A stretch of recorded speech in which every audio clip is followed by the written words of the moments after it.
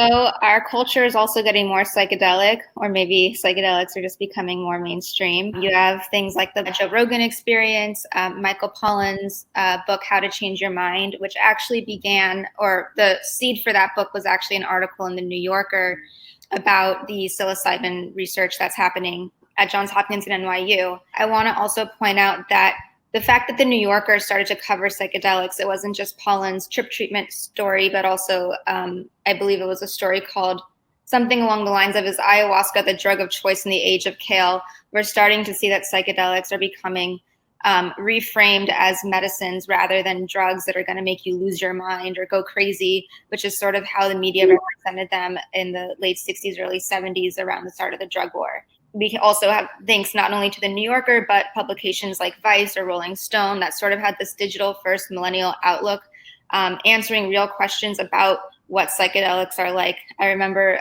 before my first time doing ayahuasca, I read an article on Vice, which was, what is ayahuasca even like? And that honestly was really helpful and kind of goes to what we're going to talk about later, which is harm reduction and really learning the safe practices around psychedelic use. So just other sort of cultural developments. We have Hamilton Morris's Pharmacopoeia on Vice. Many of you maybe have heard already of this Netflix documentary, Have a Good Trip, in which celebrities are like Sarah Silverman are interviewed about their psychedelic experiences, the good, the bad, the ugly, the weird, the magical, all of it. We're seeing, my baby sister actually watched that on, she's 14 and she watched it and now she's asking me about psychedelics. And I'm honestly really happy that that was the way that she's asking me and now I get to have a real conversation with her about it. We're also seeing sort of psychedelics being combined in the same culture as meditation or yoga or alternative wellness, both with the proliferation of like Burning Man type festivals around the world, not just the big Burning Man in Nevada, but also everywhere from Africa to Israel and regional burns around the country. Again, is really sort of the mainstreaming of psychedelic culture and people, majority of people at many of these festivals taking some sort of psychedelic. And then, of course, the ayahuasca culture. So we're seeing both an uptick in local ceremonies, around the US, and also people are seeking out ceremonies in the Amazon, going to retreats there, which has actually reinvigorated the Shipibo, the tradition of the indigenous peoples there to sort of relearn the customs, and it's given them an economic boost as well. So that's to thank, but we're also very specific at Double Blind about making sure that people are going about this in an ethical way and giving back. And so you can read up on sacred reciprocity, which is, Shelby can talk about that for a second and read about it in our third issue. Recent political developments. As everyone knows, probably, in May of last year, Denver became the first county in the United States to decriminalize psilocybin. Decriminalization does not mean that it's legal. It just means that you can no longer be criminalized for it. So it essentially equates to a slap on the wrist. The decriminalization initiative does allow for home growing and it allows for gifting, but it does not allow for selling.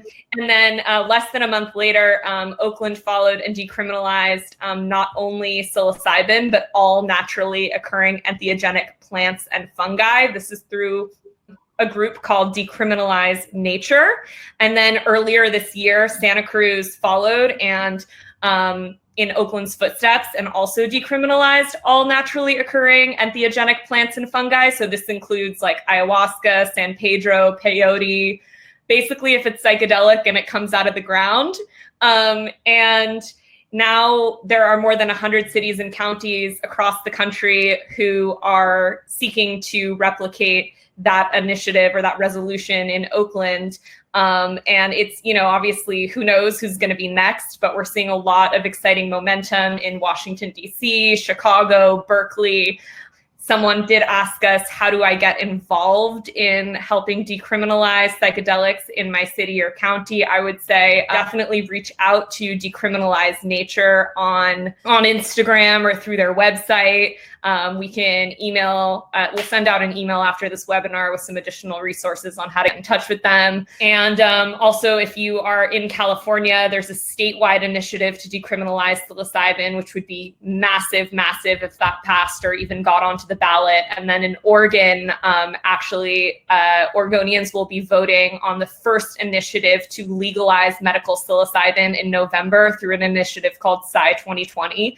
So this is actually a very interesting bill. We haven't seen anything else like it because it's not decriminalizing psilocybin, but it actually includes a medical infrastructure for administering psilocybin with licensed facilities, licensed facilitators, a state legal psilocybin supply. So this is a really interesting groundbreaking bill. And then some of you might have heard that just, I think it was last week, it might have been the week before last, that Canada granted the first 4 patients legal access to psilocybin. This nonprofit called TheraPsil applied for an exemption to the federal prohibition of psilocybin. So that's some interesting and exciting news out of Canada. What this all leads us to is essentially there's all this exciting stuff happening, right? From the drug development to the medical developments. And really, the reason why Madison and I felt called to do this webinar is because, and why we even felt called to start Double Blind is because we want to know, amid all this, how can we help you? So if you have some thoughts right now on how we can help you, you can drop them into the chat. But as I mentioned before, Madison and I are so passionate about the psychedelic movement, but we're not just passionate about the psychedelic movement, we're passionate about healing. And we're passionate about the fact that psychedelics are just one mechanism of many, many powerful mechanisms, from meditating to fasting, to prayer, to yoga, to community, to singing, to chanting, to heal ourselves.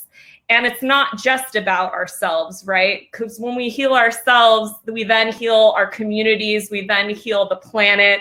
We're really trying to be a part of this larger paradigm shift that we're seeing happen right now, to essentially wake up and to all move towards becoming more conscientious global citizens. And so that is what Double Blind is about. And we just want you to know that, like, we are here for you. Whatever questions that you have on your journey with plant medicines, message us on Instagram, email us, whatever, we're here for you.